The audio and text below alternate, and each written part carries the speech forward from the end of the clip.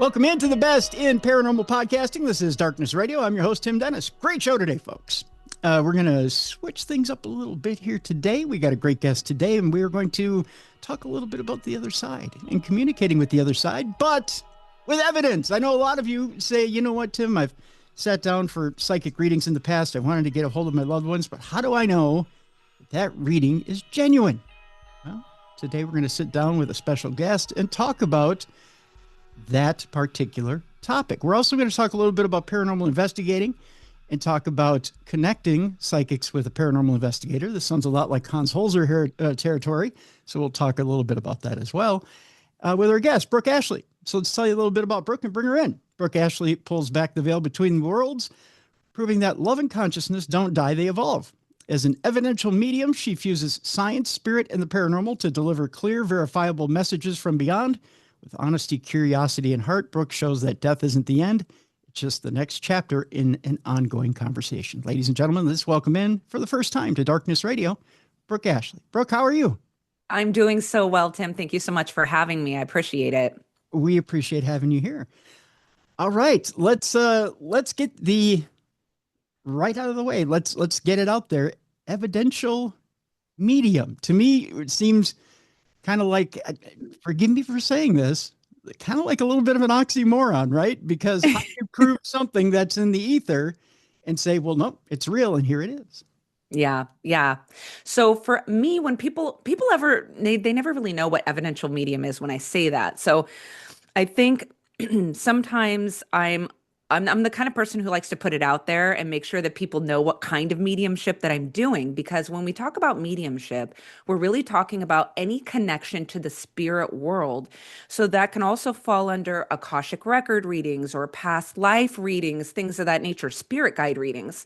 But what I do is I bring forward someone's loved one on the other side that they knew in life, had a connection to, and I bring forward messages and information they should be able to understand through evidence, which means that I'm holding myself accountable in the reading by bringing forward information they should be able to validate.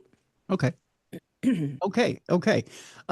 Because a lot of times, of course, you've seen other readings. I've seen other readings where it seems to me like it's kind of a little game of password, right? We're going back and forth, and we're trying to guess the clue.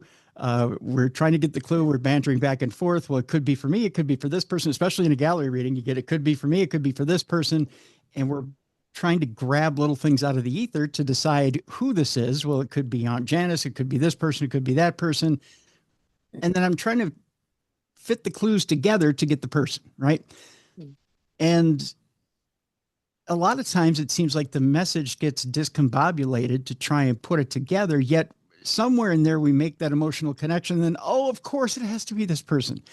And it seems like there is a bit of a stretch there. How do I know the difference between what you're doing and what maybe another medium's doing? I feel like all mediums bring through the information through the clair senses. So your clairvoyance, your clairseeing, your clear hearing is your clairaudience, clairsentience, clear feeling. But the thing is, the training and the amount of time, dedication that goes into, that's the hard part. Everybody has the ability to connect to the spirit world, but the hard part comes in is being able to dig in deep and get that solid evidence so that it's not wavering back and forth. It's not, well, it could be this person, it could be that person. It's about digging in and being with the spirit world and saying, I need you to take me deeper. I need you to show me something that is going to prove that it belongs to this person, not that person. So the point of a good medium is to get in there and make sure that we are connecting and blending with the spirit so well that the information that is coming through is undeniable and it is personal. So that's the difference between a medium or someone who just calls themselves a medium and a true working medium who has dedicated time, effort, energy, and learning to their craft. And there's going to be all different levels of mediums because that's the thing. You don't get to have some sort of degree. It's not like being a lawyer or being a doctor. Anybody can wake up one day and say, oh, I'm a medium, and just start bringing forward evidence. And that's a little bit unfortunate because it makes it harder for the people who eat, sleep, breathe this and truly perfect their craft, because you have to sift through all of these surface style mediums for us to be able to like prove like, and that's the thing, right? It's when I work, it's like I'm not here to prove anything to you. I'm here to do my job. And if at the end you leave feeling connected, that's the most important thing. But I always say like that's why I dive in so deep and it's all I focus on. It's like I eat, sleep, and breathe mediumship is because I don't want to be connected to that saying that says a jack of all trades, a master of none. So I mean, there's a lot that goes into it. You have that side where people don't have to have some sort of certificate proving their authenticity. Right. So I really say it's a good idea to vet your mediums, watch them work, and see if you feel connected or not. Okay. Interestingly enough, and I want to mention to people before we go much further that you have a class you'll be teaching by Zoom, and we'll have a link to the description of that in the program that takes place in January, correct? That's correct. Yeah. It's a mechanics of mediumship course. So it's for intermediate, advanced mediums that want to deepen their connection to the spirit world, Mhm. deepen their evidence, go deeper in that space so that they aren't bringing forward stuff that's surface, or they bring forward one piece of evidence and instead of moving on to the next, they go deeper. Okay, well, why am I seeing that? Why am I being shown that? What's the story here? So that's what the course is really focused on, is taking people deeper in their mediumship. Perfect. Okay, so that kind of connects to my next question. As I'm apt to do, I go a little deeper into my guests, try to find out more about them. You state that you do access all the clairs, and you've just stated that here in the program, Mhm. which I find that a little unusual because when I sit down with most mediums, it's no, I access this clair and that clair, right? I'm clairaudient, I'm clairsentient, or I'm just clairaudient, I just hear voices and then I bring it forward. Or I see that particular spirit and I hear them, but I can't access anything else. To me, it almost seems like it's a gift, much like a musician. No, I just play guitar, but I don't play piano. Or, no, I play drums, but I don't do this. Where a talented musician, I'll bring up Prince, for example, played all his own instruments, or Wolfgang Van Halen plays all his own instruments and Mhm. wants to do it all. In fact, he makes his own album. He sits down, makes his own album. Then he brings in his musicians and says, you know what, I'm going to tour with musicians, but I can play it all. Is that the same thing with mediums? Really, I can access it all if I have that talent? Or is it, you know what, everybody can access all those clairs? It's just a matter of work. My medium mentor, Cindy Kaza, she always says to me, she says that everybody can play the piano, not everybody's going to be a concert pianist. So everybody has the ability. But I feel like when I hear a medium say something like, well, I just access through this clair, is it because you've boxed yourself in and you haven't challenged yourself? Is that what's happening here? Because I truly believe if someone is a medium, they can and should be accessing every single one of their clairs. If they're not, I feel like they're doing themselves a disservice. So I implore mediums out there to really get into a practice space where they are challenging themselves to see what other ways the clairs can come through. Because not only with me, but a lot of the colleagues that I'm very close to that I've come up with and learned with, we were lucky enough to have some incredible mentors who pushed every clair and let us know we don't have to box ourselves in. So we've been very lucky in that way. But when we're accessing these clairs, it's when you're moving through your mediumship, it should change. It should change. You should start with two that are like a little more open. I started very clair cognizant and clairaudient. Okay.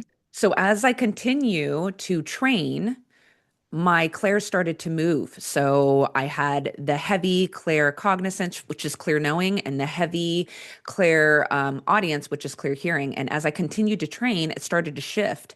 I started getting more clairvoyant images. They were stronger, they were coming in faster.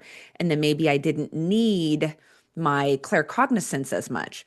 And then moved into my clairsentience. I've always had a strong clairsentience because that's how I know how people passed away. I'll physically feel it. So I'm a little bit more of a, I don't know if they call it like a medical medium. I don't know what you would call me, but I take on the physical characteristics of the person who passed away, the way they passed away. So, but they were moving as I was training. And now when I read, I could see a man in my mind's eye. Then I hear the name John. Then I feel pain in my stomach. Then I just know that he had two daughters. So my clairs are moving. They're moving. They're moving. And I don't put parameters or try to force the spirit world on how they're going to give me the information. And I think that that's the best way to be as a medium. You have to let go and allow the spirit world to work with you the way that they want to work. If you're controlling the situation, saying, I'm only clairvoyant, you're going to miss a lot of things. It's interesting. So to me, again, I'll use a sports analogy. It's not going to hit everybody right between the eyes, but it's almost like a quarterback. And people are going to yell at me about the Vikings analogy here, but almost like a young quarterback who's starting out and really he's just running the playbook and he's hoping he sees a defense in front of him develop. So you're just going by what you know. And then eventually you're opening up and you're reading entire defenses. You're reading everything and you're just reacting and you're taking whatever comes to you. Right. Yep, exactly. And I do understand the football reference because Okay. I watch football. So Good. Thank you, Brooke. All right. So then I'm not losing everybody out there. That's a good thing. Well, that to me makes a lot of sense. In that, but to me, again, that seems like it does take some skill that eventually you would have to be not only open, but relaxed. To me, it seems like you have to be relaxed in what you're doing. Is that fair? yeah, you do. And for me, I almost gave up a million times. And I always tell mediums that work with me, students, especially my intermediate advanced students, I always say to them, if you haven't like thrown your hands up and been like, I quit at least 3 times, you're not a medium. You know what I mean? Because it changes, it moves. It's not easy. And not only is it a connection between you and the spirit world, it's a connection between you and yourself. Because the more healed you are, the better your mediumship is going to be. The less triggered you are by things in your own trauma system, the better you can be a medium because you can detach yourself from things and open up to anything that's coming through. You're not going to be, well, oh, I don't like that feeling, or oh, he wasn't nice in life. I don't want to talk to him. So it's about the relationship you have with yourself and the relationship you have with the spirit world. I had to let go of control. I've always been someone who needs to know where something's going. I have to have control of the situation just because of my upbringing. That's how it was for me. I had to control my own environment. So being able to release that was really hard because I didn't even know I was doing it. So, how do you pinpoint something you don't even realize you're doing inside of your mediumship and change it? But spirit will push you into that place because every time that happened, I would have horrible readings. I would want to give up. I would be like, I don't understand why you're doing this to me, spirit world. And then one day it just like all lifted off of me and my readings were great. And it's the challenge. I think spirit world is putting you in that challenge. And are you going to rise to the challenge or are you going to give up? And once they realize you're not going to stop, you're not going to give up, it's almost like, boop, okay. And then you have a new Claire sense like that's stronger, or you have a new reference bank, or you're putting new things in your reference bank because mediumship is all about your connection to the spirit world. How big is your reference bank? How healed are you as a person is going to dictate the type of medium that you are. Now, let me ask you another question here, Brooke. You may have the gift or the raw gift, but what happens if, let's say, you're maybe a little closed down as a person? Maybe you're not a people person, or because of circumstances in life, maybe you've gone through some abuse in life, or maybe it's not been a great life for you. You're a little standoffish. You don't want people to get close to you, yet you do have this gift. Is it a matter of you need to learn how to become a people person because you are going to run into things on the other side that aren't that great, right? So you need to kind of figure out how to be open, right? I feel like I don't know necessarily about you have to be a people person. Um, I know people who are very, very careful with their energy and how much of it they give away. I feel like you probably need to be an empathetic person. You need to have empathy for situations because if you can't have empathy, how are you going to come upon a situation and be able to give the love and attention that that needs. Like example, say you have, preconceived notions about people who use, you know what I mean? Hmm. And so you have these preconceived notions, you have a negative connotation. You're not going to be as open to someone on the other side who struggled with that, or the person in front of you who struggled with it as well. Maybe your preconceived notions about that or your standoffishness because of your own beliefs or your own traumas could put your abilities at risk. Um, because if you can't have empathy for that, how are you supposed to be open and bring it to your sitter in an empathetic way, which is what they need in order to heal? That's what the person sitting in front of you receiving the reading, that's what they're there for. They're there for that empathy. And if you don't have that, you probably shouldn't be doing mediumship. Okay, that's fair enough. Fair enough. Um, Tell you what, we're about a couple minutes away from getting to break, and when we get to the break on the other side, I do want to talk about the connection of paranormal investigation and mediums and that synergy there. And I do want to talk about the skeptic wave that we went through a few years ago, a decade ago, and how that kind of hit your business.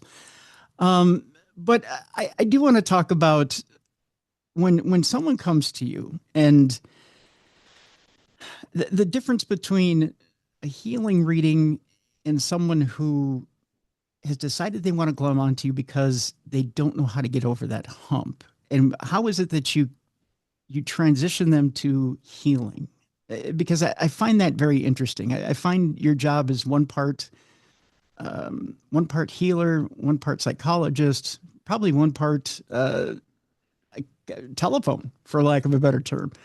Um, so in that regard, because you've got that direct line, and it's something that like a therapist doesn't have. A therapist can give you the tools to try and deal with grief, but they can't say, well, if you want to talk to grandma, here we go. Um, how do you get them to stop getting that dopamine hit or that connection from that connection and tell them, you know what, eventually we have to wean off this? Yeah, that's actually a good point. And I have had some clients who have had issues with that.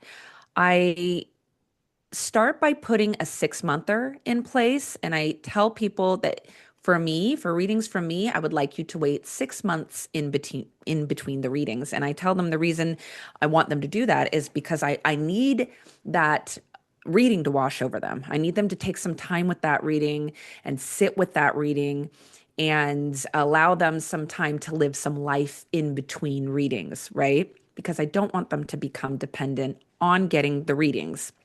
I did kind of have to put that in place, on top of always having like a grief counselor numbers or having access to those types of things for people who may need more, like a grief counselor. So I did have to one time direct someone a couple times to a grief counselor. And it's one of the reasons I also put in place this 6 month kind of rule is I had someone who had a husband, they had lost their husband, and she was coming to me like every couple of weeks to get a reading from her husband.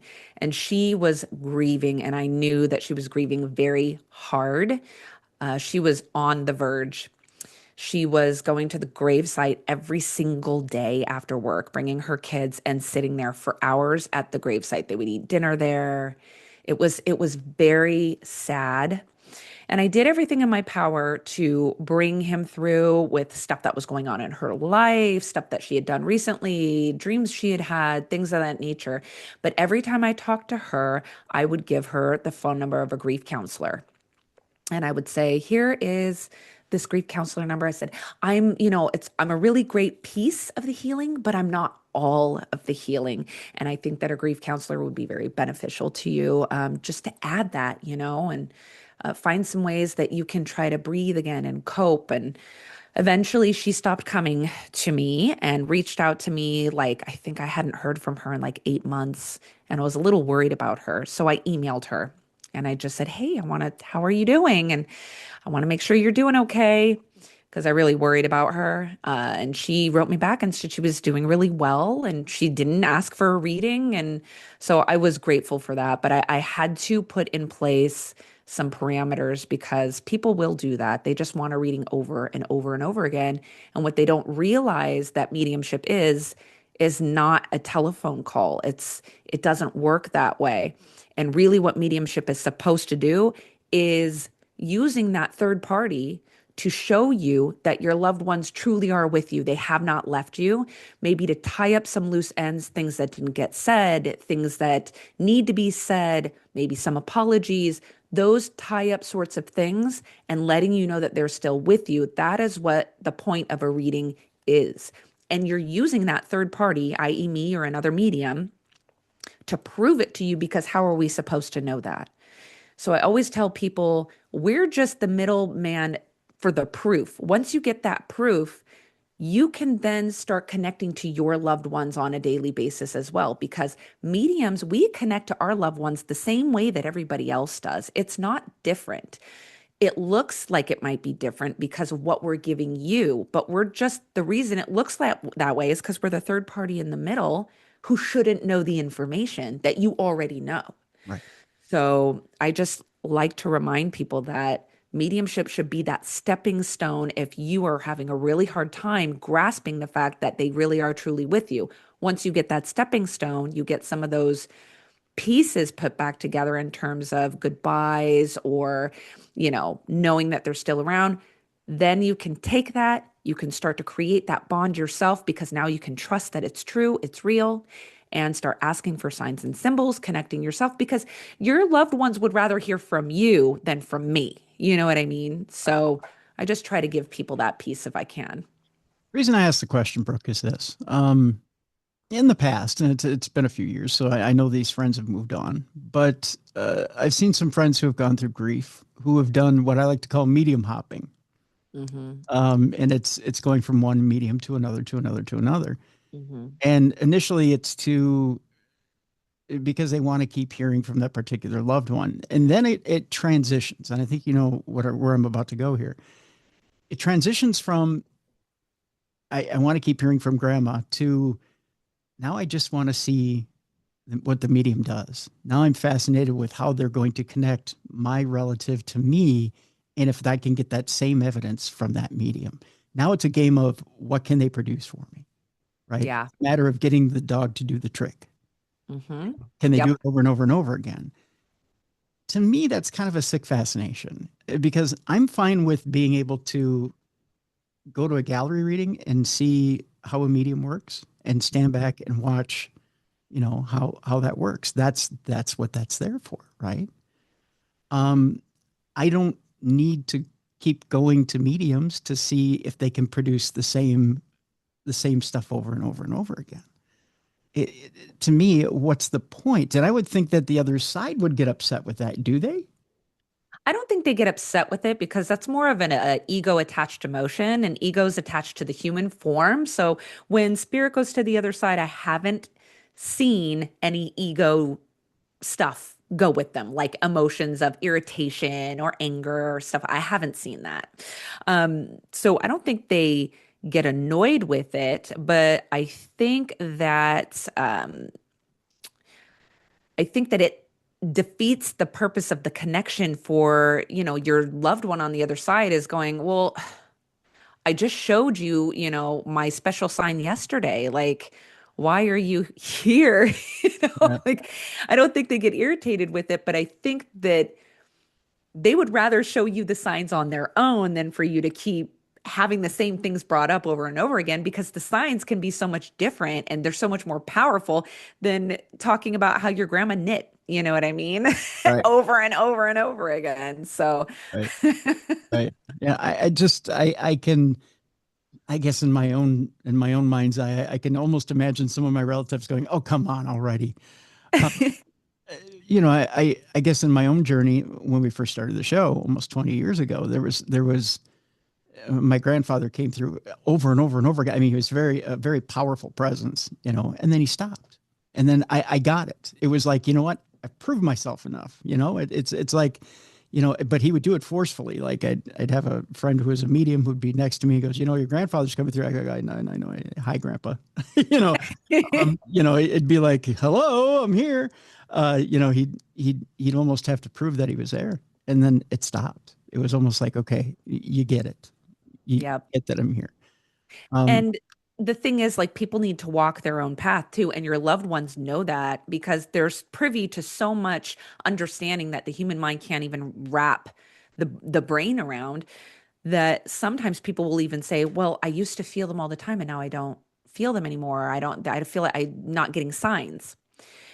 And it's not that they're being cruel, or they're tired of giving you that connection, but you may be going through something at that time where the spirit world needs you to connect to your own self without a vice of them being there all the time, because it's about learning to depend on your own soul, learning to depend on yourself.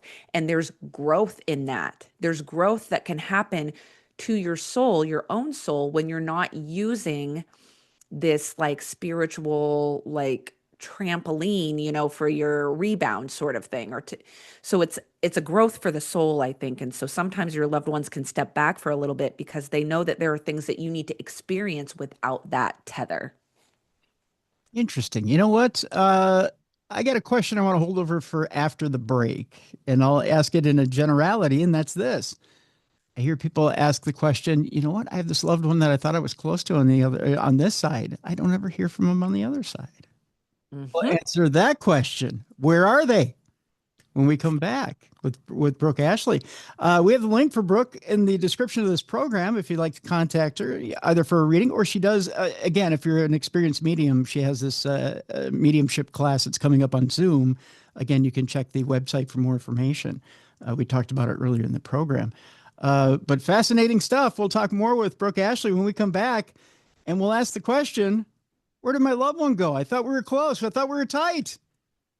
So we'll find out where they went right after the break, right here on the best in paranormal podcasting. This is Darkness Radio.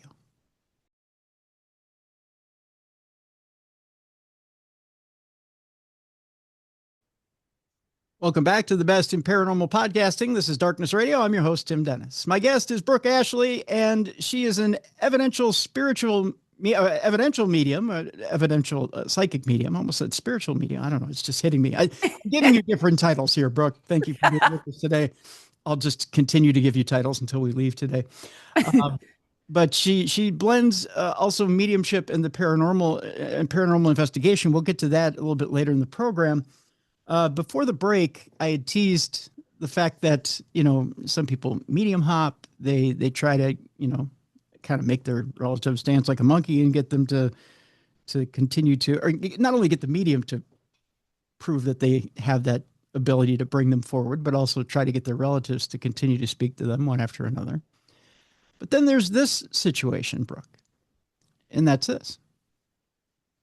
I had this relative, or I had this friend, or I had this companion in life. I thought we were tight, we were close. They felt like a soulmate, and they've been gone 5, 10 years, and I haven't heard a thing from them. I haven't had a dream visitation. I haven't had a sign from them. I don't have anything that I feel like is from them. What did I do? How do So you answer that? this is a rabbit hole question, because I wish I had the answer for that. I really do wish I had the answer for that. I swear I have the same thing happen to me as well. I have a loved one who was like my protector growing up. He is the reason I have psychic abilities. They come from him, and no one ever brings him through. I also have a stepfather of a friend of mine growing up. I was very close to that family.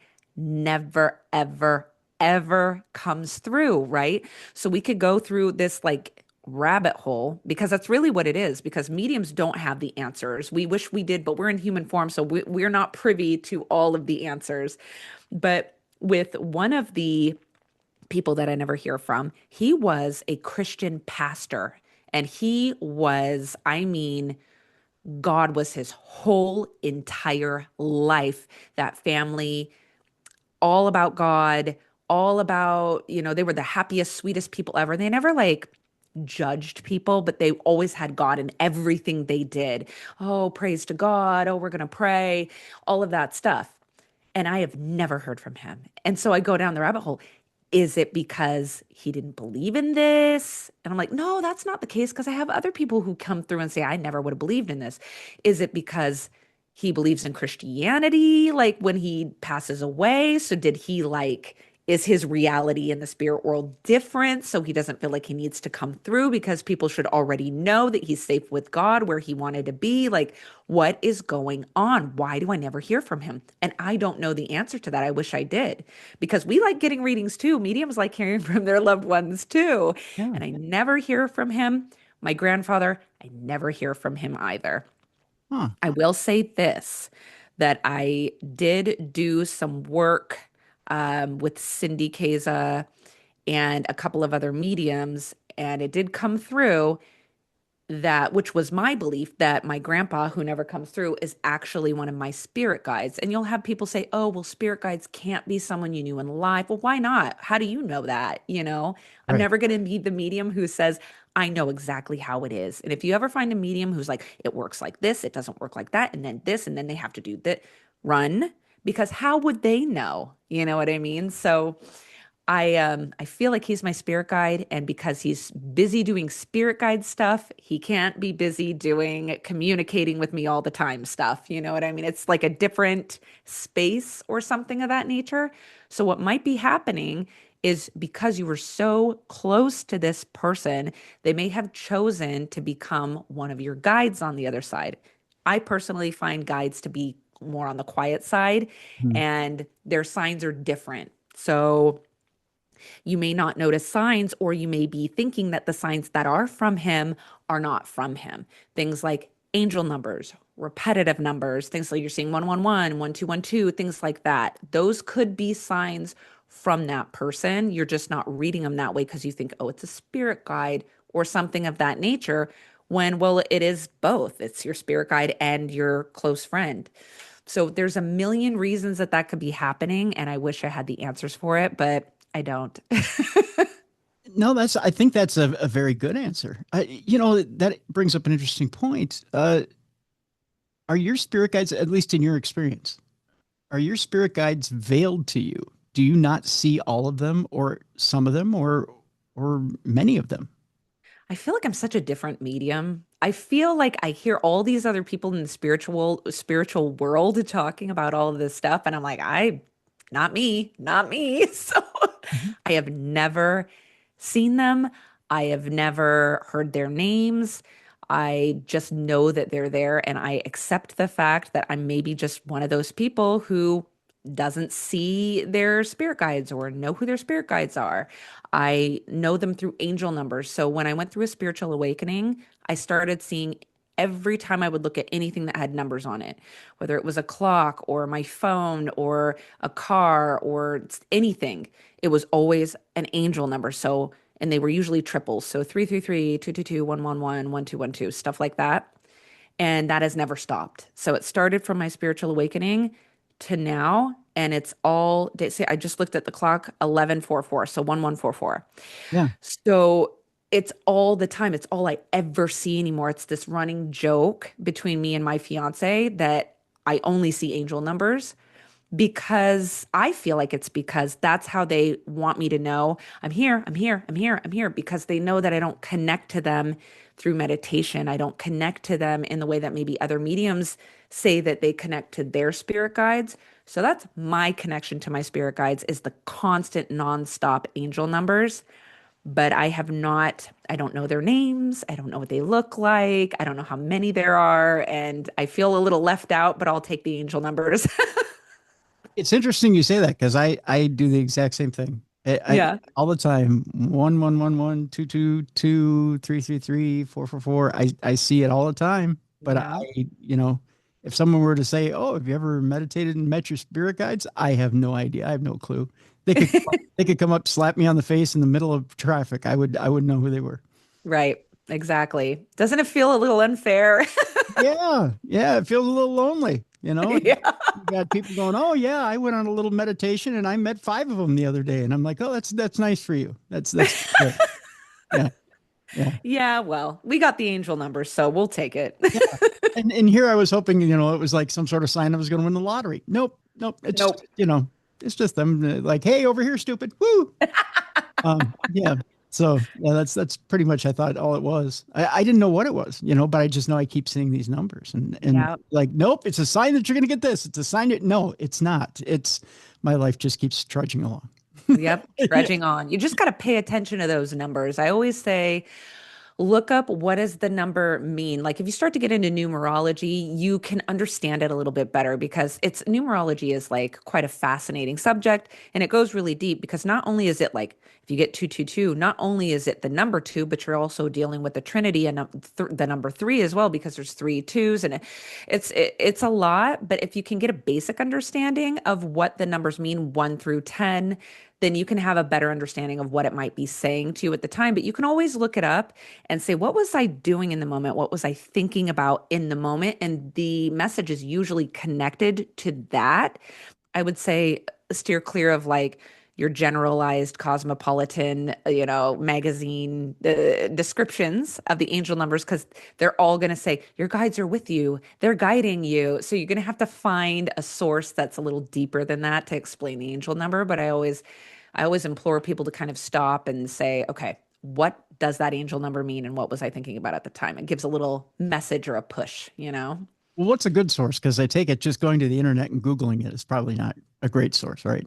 It's, I would probably stick with sources that deal in astrology and numerology Okay. over like, Cosmopolitan magazine or something of that nature. Okay. That's fair. That's fair. Yeah,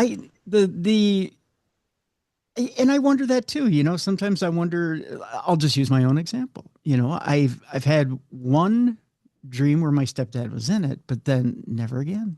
Mhm. Never again have I saw him. And it's been, oh gosh, what is it, 12 years now since he's passed? Yeah. So yeah, but I wonder, the other day I think I got a sign from him, but it's one of those things where, he's not shown up and said, "Hey, how you doing, son?" Nothing like that. But I know he's around. I know, Yeah. but it's, I think it's just another sly ways, right? Yeah. I think it's just, and I think one thing is this I think a lot of people, especially people who tend to be on the skeptical side or people who have a tendency to not allow themselves to go fully into that space. It's like your analytical mind kicks in every time you go into a spiritual space. Here comes my analytical mind. Lose out on a lot of signs and symbols because they talk themselves out of the symbol or the sign that they received all the time. And I tell people stop cheating yourself out of the connection with your loved ones by talking yourself out of the sign or the symbol that you just saw. You saw something, and the first thing that pops into your mind is a loved one. It is your loved one. How else are they going to make you know it's them instead of boom, first thing that comes to your mind? And then people go, oh, no, that's wishful thinking, or oh, no, that's your loved one. That's how it works. I promise. So do not rob yourself of the signs and the symbols that your loved ones are sending you. Let it wash over you and accept it. You know what I mean? Yeah, yeah, exactly. Yeah. Hmm. Speaking of skeptics, let's turn that corner now and talk a little bit about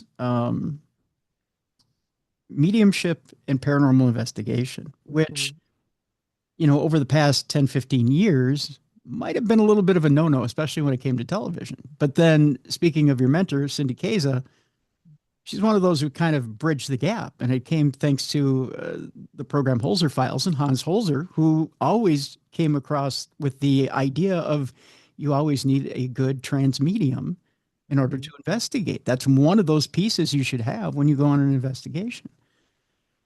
Yeah.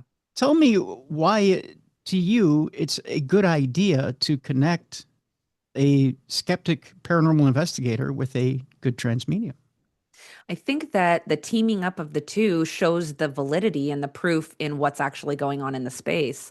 If you bring in a medium and they do not know anything about that space, it's just adds to what it is that you're able to bring to the surface. So say you have paranormal investigators who understand and know the history and they're setting up their equipment. Okay, we're looking for scientific proof. We want to catch a voice on an EVP recorder. We want to have a ghost box and Estes method session where it's a call and response that makes sense.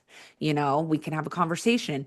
But the thing is, when you have a medium come in, not only can they pinpoint the stuff that you already know, but they may be able to pinpoint what is going on in the space. We have a lot of people who want to come into a space and they just want to get the evidence and they leave. But what a medium can add to that is how can we resolve what might be going on here to appease whoever owns the building, whoever's dealing with the paranormal activity, because our equipment and things of that nature can't always get to the bottom of the energy that's going on in that space. So bringing in that medium into that space allows that extra, it's just an extra tool to be able to say, this is what I feel is going on here. This is what I feel might help. This is what might be aggravating it. And those are things you can't get solely through equipment alone, I think. So I think that being able to merge the two, and that's the point of a medium, right? Is to get to the bottom of what's going on and be able to help, be able to resolve, be able to bring some sort of sense of peace or like a homeostasis to the energy that's there, whether it's residual, whether it's intelligent, whatever it is. You know what I mean? Yeah. Before shows like Holzer Files, when mediums weren't necessarily paired with paranormal investigator teams, did it when they were I won't mention exact teams. I'll just say most teams that were on television. Mhm. Did that kind of affect the business a little bit when they were kind of poo-pooing psychics quite a bit? Did that have an effect on you? Well, I wasn't a medium working medium at the time that was going on. So I was still just living my life, undercover psychic, just kind of moving on in my space. But I do know that I heard a lot about that as I kind of went on. You know what I mean? And there was such a separate space. Mediums really didn't get to come to the forefront in that way, just in culture or like at the forefront of that of society in an open way. I feel until like Teresa Caputo came along, really. Yeah. And I feel like once she was on television, it made it okay to add that factor, you know what I mean, to the mix. Because before that, we had, people are always going to be skeptical of psychic mediums, right? Mhm. Because before that we had people like John Edwards on television or Sylvia Brown and um you always had that skeptical side. We're coming from a society of the 70s, 80s, early 90s that was so black and white. I feel like that time was so black and white. I was born in 84. So, and I swear I remember being born. So I can feel the energy of it. And everything was such a black and white society. There was really no room for that. I feel like you had the 1800s where spiritualism was rife and it was, at the forefront. That died out. And then it became such a black and white world. I feel like people like John Edwards and Sylvia Brown were really having to work against such a skeptic mindset, especially because people didn't understand what mediums and psychics really were. We are not the end all and be all. We don't have some open portal where we get every single piece of information. It doesn't work like that.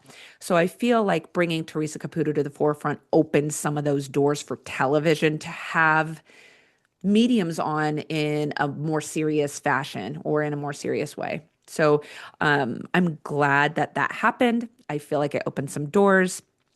I know that paranormal investigators back in the day were really working off of a scientific standpoint and they didn't want their work to be muddied by taking something that couldn't be scientifically proven and then melding that into something and be taken seriously. So I don't blame them for that mindset. Mhm. But I am very glad that society has opened its mind quite a bit since the beginning of those shows. Well, I think, and I'll bring this back to a discussion I had with Darcy Weir a couple weeks ago. We brought up James Randi, and you want to talk about the ultimate in cynics. We're not talking skeptics now. We're going to the other side of that, and that's cynics. You had that arena of the 60s, 70s, and again 80s, where James Randi comes in and he's specifically looking to sabotage anything that goes into what he calls quote unquote woo woo. He goes into the Houdini area of trying to Hmm. dismiss anything having to do with psychic abilities or Yeah. anything like that. He wanted to dismiss anything having to do with that, and puts up the $1 million challenge.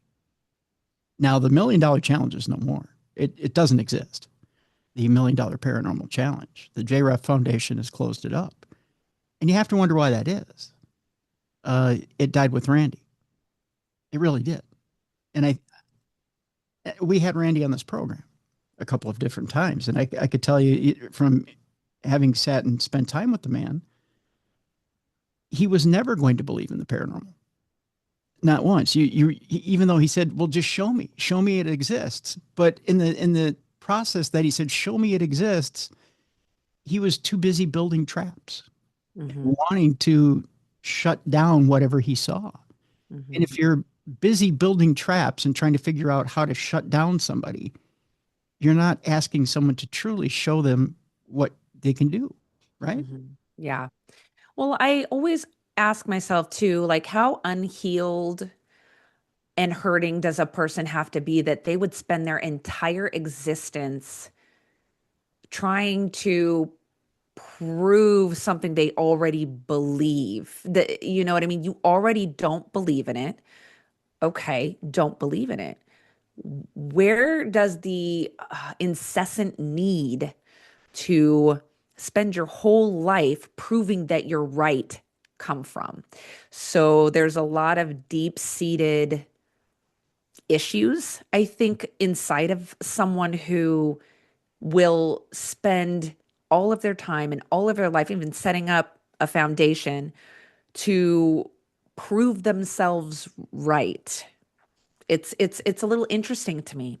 Um, because look, I mean, look, we could go on to the thought process of this is all a simulation and we're all in a simulation, right? Well, then whatever you believe is true, whatever I believe is true, whatever the person next to me believe is true, because you're making your own reality, because this is all a simulation, right? So I just feel like live and let live if someone's not hurting someone else. And so, I mean, did somebody hurt a family member of his inside of this space? Was somebody harmed by it? And if not, then where is the malice and intent coming from, right? Because I mean, we could talk about, charlatan mediums who say and do awful, horrible things that are extremely unethical, that are very, very harmful. And that does happen. That happens. It does. But, you got to question, where is that incessant need coming from, you know? And that, when you watch Randy's documentary, which is why Darcy and I brought it up, Hmm. that was kind of what he put himself as a champion of that. I'm going after the unethical ones, but he got lost in the sauce, so to speak. So he said, "Well, I'm going after the ones who are unethical," but in the process, he went after everybody. Hmm. Just he took cut a wide swath and said, "All right, I'm taking them all out." Well, yeah, but if you go after all of them, you're also going after the talented ones. You're also going after the ones who have a genuine gift. Right. So what are Yeah. you doing, right?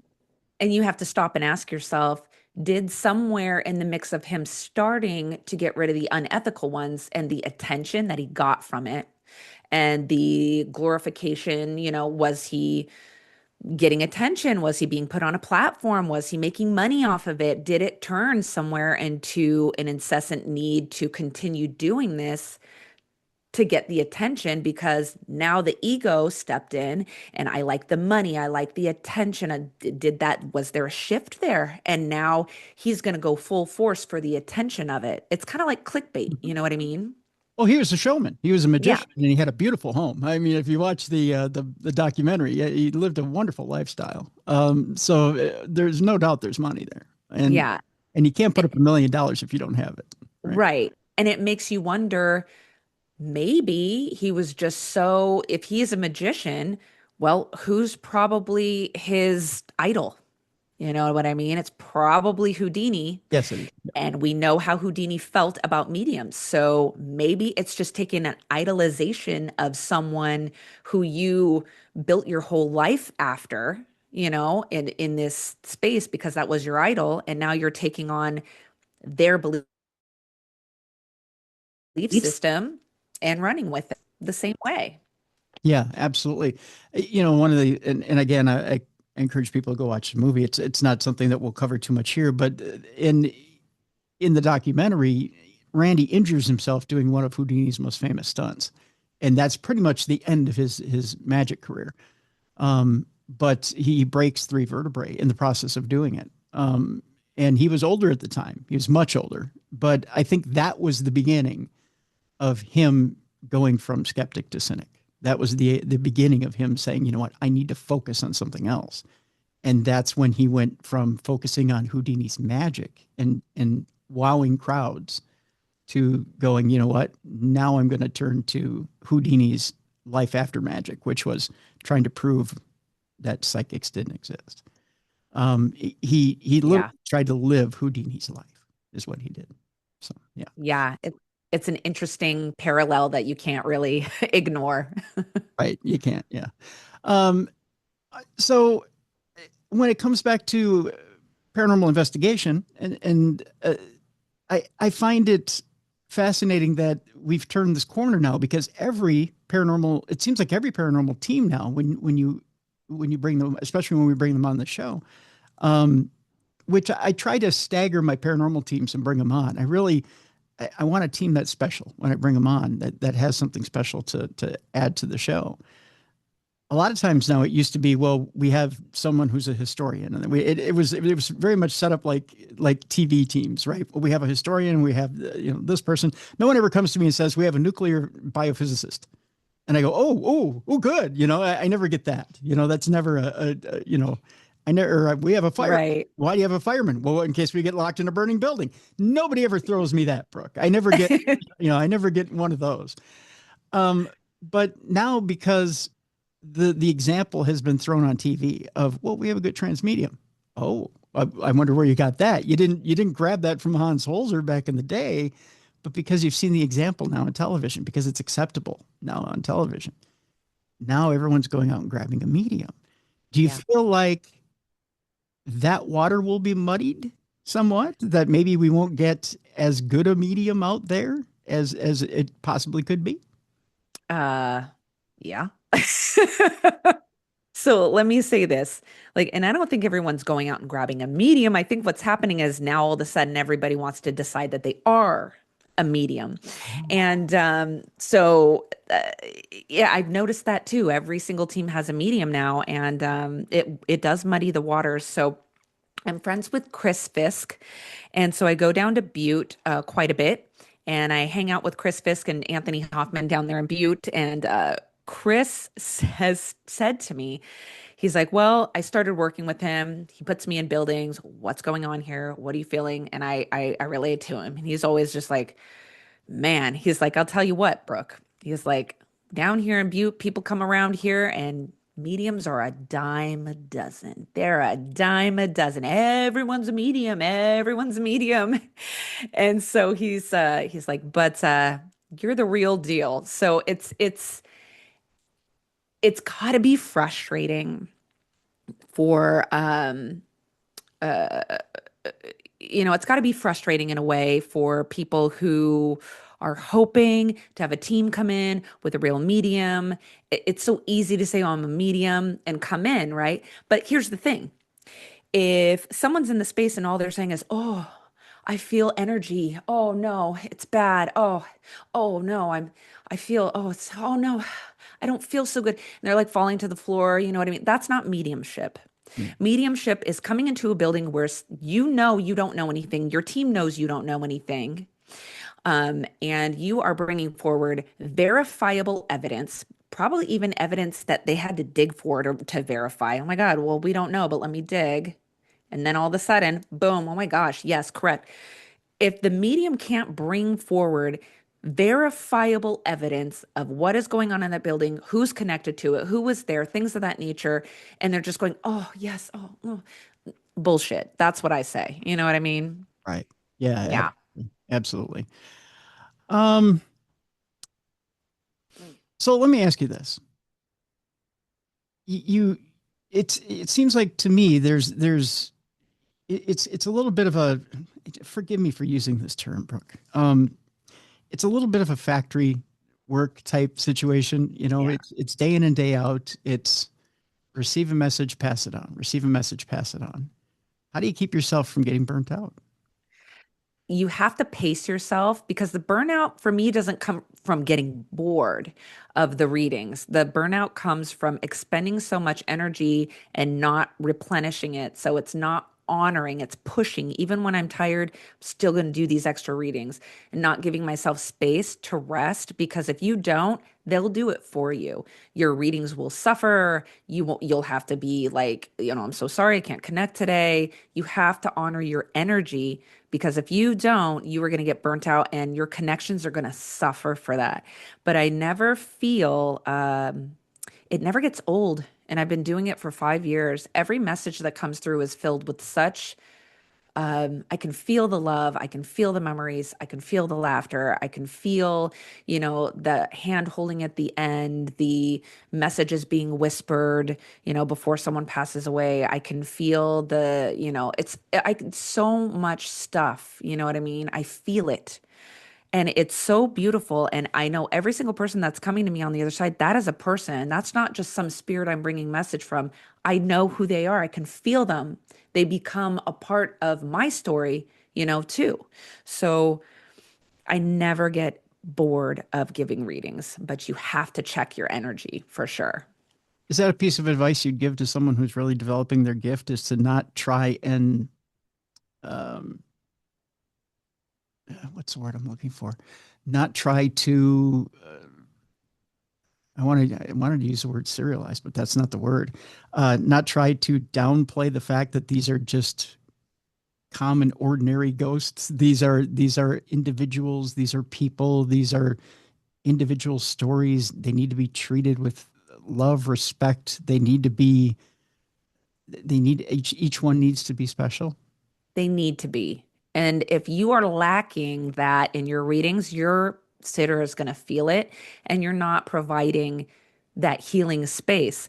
Because if I say, oh my gosh, your dad's here and he's telling me that he would have passed away from a heart attack. And he's telling me that you were his favorite person in the world. He's also showing me that you guys used to kick a can in the backyard. And he's showing me that you did this and that. And he's making me feel like you were holding his hand when he passed away. He knew he wasn't alone.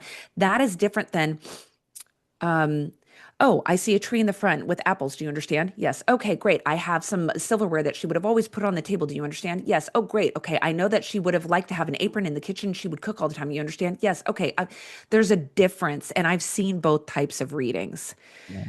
So I implore people in this world to make sure that they're doing it for the right reasons. They're not doing it for the trickery of it, like oh, look, I got check mark, got that right, check mark, got that right, check. Because if you can't dig into the soul, look, this is what I say. My husband always says, Brooke, you should call yourself the crying medium because every time I give a reading, they're crying. And I know it sounds awful. You got to make them cry. But if you're not, are you really pulling that emotion? Are you really connecting? You know what I mean? Not everyone's gonna cry, but I'll tell you what, I've even had big, strong men who were in a gallery reading with their arms crossed, tears rolling down their face, trying to act like they weren't crying. So if you're not evoking something like that, then what's the point? You know? Yeah. Yeah. I totally get that. Totally get Yeah. that. Mhm. As we're coming to the end of everything today, Brooke, do you have one message for everybody out there that may either want to connect with their loved ones, or just maybe thinking about it, or has connected with a loved one and thinks maybe I don't know what to think here about life and death. Yeah, I want to just tell people this, and I think that society has allowed it over the last 5 years. Slow down, take a breath, allow yourself to be grounded in the space that you're in. I feel like people are so busy that they're in their heads, they're in the past, they're in the future, they're in what they need to do. Just slow down a little bit and allow yourself to live in that moment, because that's when the signs and symbols are the strongest. So if you're not allowing yourself that space to be grounded in the moment and not be anywhere else but in that moment, you're going to miss stuff. So my biggest advice is to trust that your loved ones are always with you, even if you can't always see them, hear them. Even if sometimes you feel like you're not feeling them, it doesn't mean they are not there. I promise you, I have never seen a situation where your loved one isn't hanging around you. They see everything, they're privy to everything, they know everything. They're not missing it. They're not missing the births, they're not missing the weddings, they're not missing the graduations. They miss nothing. And I just implore people to slow down a little bit. Life is not that serious. It just breathe. And the more that you do that, the more you'll be able to absorb all of those signs and symbols that are going on around you, because they are there. I promise you.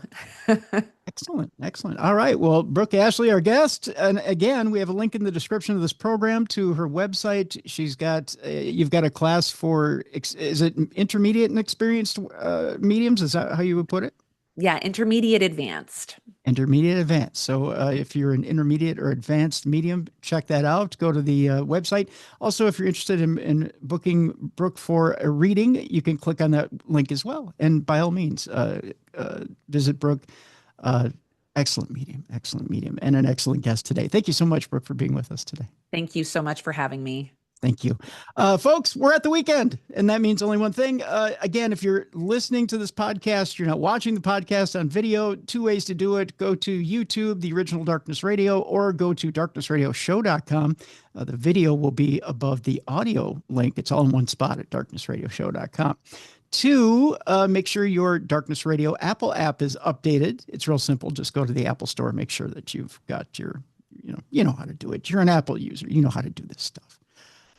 Three, as we're coming up on the weekend, and of course we're in winter now, you have elderly and disabled people who need help with stuff. Maybe they need help stringing holiday lights or snow blowing or whatever it is. I know some of you are in the South and go, we don't know what snow is. I get it. But people need help. Be a light in someone's darkness this weekend, please. Help out your elderly and disabled folks. They do need your help. So be a light in someone's darkness this weekend. All right, that'll do it.